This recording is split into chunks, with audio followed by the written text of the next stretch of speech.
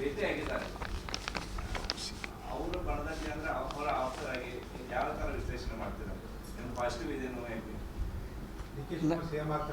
ನಮ್ಮ ನಾಯಕರು ಯಾವತ್ತೂ ಹೇಳ್ತಾ ಇದ್ರು ಶುಭಗಳಿಗೆ ಬರಬೇಕಂತ. ಶುಭಗಳಿಗೆ ಶುಭ ಸಂದರ್ಭ, ಶುಭ ಕಾಲ ಬರಬೇಕು. ಆ ಸಮಯ ಹತ್ತಿರ ಬಂದಿದೆ ಅಂತ ನಮಗೆ ಅನಿಸುತ್ತೆ. ಇವತ್ತು ದೆಹಲಿಯಲ್ಲಿ ನಮ್ಮ ನಾಯಕರಾದಂಥ ಡಿ ಕೆ ಶಿವಕುಮಾರ್ ಅವರು ವರಿಷ್ಠರನ್ನು ಭೇಟಿಯಾಗಿದ್ದಾರೆ. ಸುಮಾರು ರಾಜಕೀಯ ಚರ್ಚೆಗಳಾಗಿದ್ದಾವೆ, ಸಂಘಟನೆ ಚರ್ಚೆಗಳಾಗಿದ್ದಾವೆ.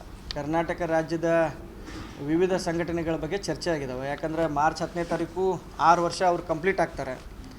ಈ ಒಂದು KPCC ಅಧ್ಯಕ್ಷರಾಗಿ 6 ವರ್ಷಗಳನ್ನು ಕಂಪ್ಲೀಟ್ ಮಾಡ್ತಾಯಿದ್ದಾರೆ. 100 ಕಾಂಗ್ರೆಸ್ ಭವನಗಳಿಗೆ ಅಡಿಗಲ್ ಸಮಾರಂಭ ಮಾಡಬೇಕಂತ ಅವ್ರ ತಲೆಯಲ್ಲಿದೆ. ಆಮೇಲೆ ಅಸ್ಸಾಂ ಚುನಾವಣೆ ನಿಮಿತ್ತ ಕೂಡ ಸಾಕಷ್ಟು ಚರ್ಚೆಗಳಾಗಿದ್ದಾವೆ. ಒಟ್ಟಾರೆ ಈ ಸಾರಿಯ ಒಂದು ದೆಹಲಿ ಪ್ರವಾಸ ಯಶಸ್ವಿಯಾಗಿದೆ ಅಂತ ಹೇಳಿ ಬಯಸ್ತೀನಿ.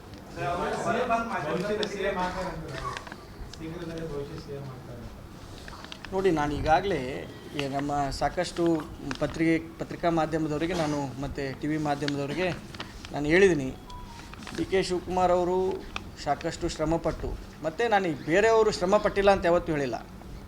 ಯಾವುದೇ ಒಂದು ಪಕ್ಷ ಅಧಿಕಾರಕ್ಕೆ ಬರಬೇಕಂತಂದರೆ ಪ್ರತಿಯೊಬ್ಬರ ಶ್ರಮ, ಪ್ರತಿಯೊಬ್ಬರ ಸಂಘಟನೆ ಎಲ್ಲ ಕೂಡ ಅವಶ್ಯಕ.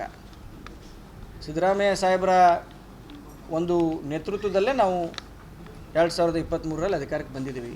ಆದರೆ ಡಿ ಕೆ ಶಿವಕುಮಾರ್ ಅವರು ಯಾವ ಒಂದು ಸಂದರ್ಭದಲ್ಲಿ ಪಕ್ಷದ ಚುಕ್ಕಾಣಿಯನ್ನು ಹಿಡಿದ್ರಂತ ತಾವೆಲ್ಲ ಅರ್ಥ ಮಾಡ್ಕೋಬೇಕು. ಯಾವುದೋ ಒಂದು ಸುಳ್ಳು ಪ್ರಕರಣದಲ್ಲಿ ಅವ್ರನ್ನ ಜೈಲಿಗೆ ಕಳಿಸಿ ಜೈಲಿಂದ ಹೊರಗಡೆ ಬಂದ ತಕ್ಷಣ ಪಕ್ಷದ ಸ್ಥಿತಿ, ಅವತ್ತಿನ ಪರಿಸ್ಥಿತಿ ಸಾಕಷ್ಟು ಚಿಂತಾಜನಕವಾಗಿತ್ತು. ಅಂಥ ಒಂದು ಪರಿಸ್ಥಿತಿಯಲ್ಲಿ ಪಕ್ಷದ ಚುಕ್ಕಾಣಿಯನ್ನು ಹಿಡಿದು ಕೋವಿಡ್ ಸಮಯದಲ್ಲಿ ಅವರು ಯಾವ ರೀತಿ ಕರ್ನಾಟಕದ ಜನರ ಜೊತೆ ಅವರ ಆತ್ಮಸ್ಥೈರ್ಯವನ್ನು ತುಂಬಲಿಕ್ಕೆ KPCC ಅಧ್ಯಕ್ಷರಾಗಿ ನಮ್ಮನ್ನೆಲ್ಲರನ್ನೂ ಸಂಘಟನೆಗೆ ದುಗಿಸಿ, ವಿರೋಧ ಪಕ್ಷದಲ್ಲಿದ್ದರೂ ಕೂಡ ಆಡಳಿತ ಪಕ್ಷದವ್ರಿಗಿಂತ ಹೆಚ್ಚಾಗಿ ನಾವು ಕಾಂಗ್ರೆಸ್ ಪಕ್ಷದ ಕಾರ್ಯಕರ್ತರಿರ್ಬೋದು, ನಾವು ಕೆಲಸ ಮಾಡಲಿಕ್ಕೆ ನಮಗೆ ಕಾರ್ಯಕ್ರಮಗಳನ್ನು ಕೊಟ್ಟರು. ಕೋವಿಡ್ ಸಂದರ್ಭದಲ್ಲಿ ಕಾರ್ಯಕ್ರಮಗಳನ್ನು ಕೊಟ್ಟರು.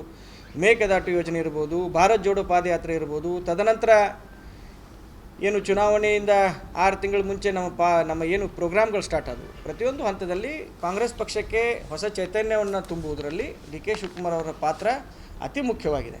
ಅದರ ಜೊತೆಗೆ ನಮ್ಮ ಜಿಲ್ಲಾ ನಾಯಕರಾದ ಸತೀಶ್ ಜಾರಕಿಹೊಳಿ ಅವರು ಕೂಡ, ಆಗಿನ ವರ್ಕಿಂಗ್ ಪ್ರೆಸಿಡೆಂಟು, ಅವರು ಕೂಡ ಸಾಕಷ್ಟು ಆ ಒಂದು ಸಂಘಟನೆಯಲ್ಲಿ ಅವ್ರದ್ದು ಪಾತ್ರ ಕೂಡ ದೊಡ್ಡದಿದೆ. 2023ಕ್ಕೆ ನಾವು ಅಧಿಕಾರಕ್ಕೆ ಬಂದ್ವಿ. 136 ಜನ ಆರಿಷ್ ಬರ್ತಾರಂತ ತಾವೆಲ್ಲರೂ ನೆನಪಿಸ್ಕೊಳ್ಬೋದು. ಡಿ ಕೆ ಶಿವಕುಮಾರ್ ಅವರು 136 ನಂಬರನ್ನು ಚುನಾವಣೆ ಪೂರ್ವದಲ್ಲೇ ಹೇಳಿದರು. ಅಂದರೆ ಅವರು ಎಷ್ಟು ತಯಾರಿಯನ್ನು ಮಾಡ್ಕೊಂಡಿದ್ರು, ಎಷ್ಟು ಸಿದ್ಧತೆಯನ್ನು ಮಾಡ್ಕೊಂಡಿದ್ರು, ಯಾವ್ಯಾವ ಕ್ಷೇತ್ರದಿಂದ ಜನ ಆರಿಷ್ ಬರ್ತಾರಂತ ಅವರಲ್ಲಿ ಚೀಟಿನೇ ಇತ್ತು. ಸೊ ಅಷ್ಟು ತಯಾರಿಯನ್ನು ಮಾಡಿಕೊಂಡು, ಅಷ್ಟು ಒಂದು ಆತ್ಮವಿಶ್ವಾಸದಿಂದ 2023ಕ್ಕೆ ನಾವು ಅಧಿಕಾರಕ್ಕೆ ಬಂದ್ವಿ. ಅದಕ್ಕಾಗಿ ಡಿ ಕೆ ಶಿವಕುಮಾರ್ ಅವರು ಈಗ ರಾಜ್ಯದ ಮುಖ್ಯಮಂತ್ರಿ ಆಗಬೇಕಂತ ನಮ್ಮೆಲ್ಲರದ್ದು ಬಯಕೆ ಇದೆ, ರಾಜ್ಯದ ಜನರ ಬಯಕೆ ಇದೆ, ಕಾಂಗ್ರೆಸ್ ಪಕ್ಷದ ಪ್ರತಿಯೊಬ್ಬ ಕಾರ್ಯಕರ್ತರದ್ದು ಬಯಕೆ ಇದೆ ಅಂತ ಹೇಳಿಕ್ಕೆ ಬಯಸ್ತೇನೆ.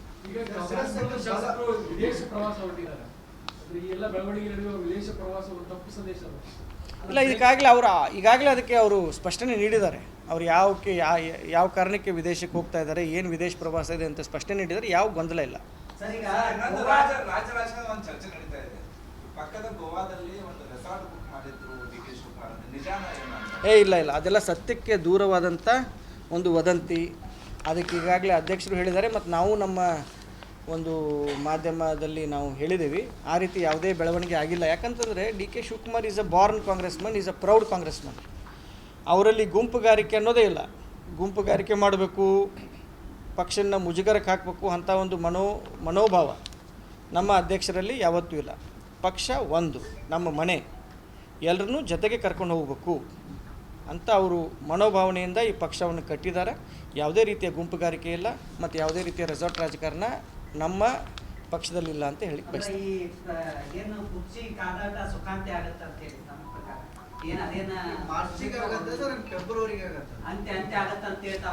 ನೋಡಿ, ನಮ್ಮ ಹೈಕಮಾಂಡ್ಗೆ ಎಲ್ಲರೂ ಕೂಡ ನಾವು ತಲೆ ಬಾಗಲೇಬೇಕು.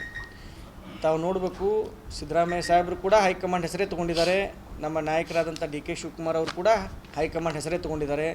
ಎಲ್ಲ ಹಿರಿಯ ನಾಯಕರು ಹೈಕಮಾಂಡ್ ನಮಗೆ ಯಾವ ರೀತಿ ಮಾರ್ಗದರ್ಶನ ಕೊಡ್ತಾರೆ, ಆ ಹೈಕಮಾಂಡ್ ಮಾರ್ಗದರ್ಶನದ ಮುಂದೆ ನಾವು ತಲೆಬಾಗ್ತೀವಿ ಅಂತ ಹೇಳಿದ್ದಾರೆ. ಅದೇ ಪ್ರಕಾರ ಹೈಕಮಾಂಡ್ದವರು ಯಾವತ್ತೂ ಈ ಒಂದು ಏನು ಇವತ್ತಿನ ಪ್ರಸ್ತುತ ವಿದ್ಯಮಾನ ಇದೆ, ಈ ವಿದ್ಯಮಾನಕ್ಕೆ ಅವ್ರು ಯಾವತ್ತು ದಿನಾಂಕ ನಿಗದಿ ಮಾಡ್ತಾರೋ ಆ ದಿನಾಂಕದಂತ ಎಲ್ಲ ಈಗಾಗಲೇ ಸುಖಾನೇ ಇದೆ, ಸುಖಾಂತೆ ಅಂತ ಹೇಳಕ್ಕೆ ಬರೋದಿಲ್ಲ, ಈಗಾಗಲೇ ಸುಖ ಇದೆ, ಸಮೃದ್ಧಿ ಇದೆ ಕರ್ನಾಟಕ ರಾಜ್ಯದಲ್ಲಿ, ಇನ್ನೂ ಹೆಚ್ಚಿನ ಸಮೃದ್ಧಿ ಬರಲಿದೆ ಆ ದಿನದಿಂದ ಅಂತ ಹೇಳಕ್ಕೆ ಬಯಸ್ತೇನೆ. Thank you. ಎಲ್ಲರಿಗೂ ಧನ್ಯವಾದ. ಈ ಪತ್ರಿಕಾ ಮತ್ತು ದೃಶ್ಯ ಮಾಧ್ಯಮದ ಪ್ರೆಸ್ ಮೀಟವನ್ನು ನಮ್ಮ MLCಗಳಾದಂಥ ಚಂದ್ರರಾಜ್ ಶೆಟ್ಟಿಯವರು ನಡೆಸಿಕೊಡ್ತಾ ಇದ್ದಾರೆ. ಇವತ್ತು 60 ವರ್ಷ ಮೇಲ್ಪಟ್ಟಂಥವ್ರಿಗೆ ಆವತ್ತಿನ ದಿವಸ ಸತ್ಕಾರ ಸಮಾರಂಭವನ್ನು ಇಟ್ಕೊಂಡಿದ್ದು ನಾವು ಅಭಿಮಾನಿ ಬಳಗದಿಂದ ಇಟ್ಕೊಂಡಿದ್ದೀವಿ. ಅದರ ನಿಮಿತ್ತ ಇವತ್ತು ಎಲ್ಲ ಮಾಧ್ಯಮ ಎಲ್ಲರಿಗೂ ನಮಸ್ಕಾರ. ನಾಳೆ ದಿನಾಂಕ 14/2/2026 ಹಿರಿಯರೊಂದಿಗೆ ಆಚರಣೆ ಮಾಡೋದು ನಾವೆಲ್ಲ ಅಭಿಮಾನಿಗಳಿಗೆ ತೀರ್ಮಾನ ಮಾಡಿದ್ದೀವಿ. ಅದರ ನಿಮಿತ್ತ ಪತ್ರಿಕಾಗೋಷ್ಠಿ ನಿಮ್ಮನ್ನು ವೆಲ್ಕಮ್ ಮಾಡ್ತೀವಿ. ಹೆಚ್ಚಿನ ವಿಡಿಯೋಗಳಿಗೆ ಪ್ರತಿಧ್ವನಿ ಯೂಟ್ಯೂಬ್ ಚಾನೆಲ್ ಸಬ್ಸ್ಕ್ರೈಬ್ ಮಾಡಿ, ಬೆಲ್ ಐಕಾನ್ ಕ್ಲಿಕ್ ಮಾಡಿ.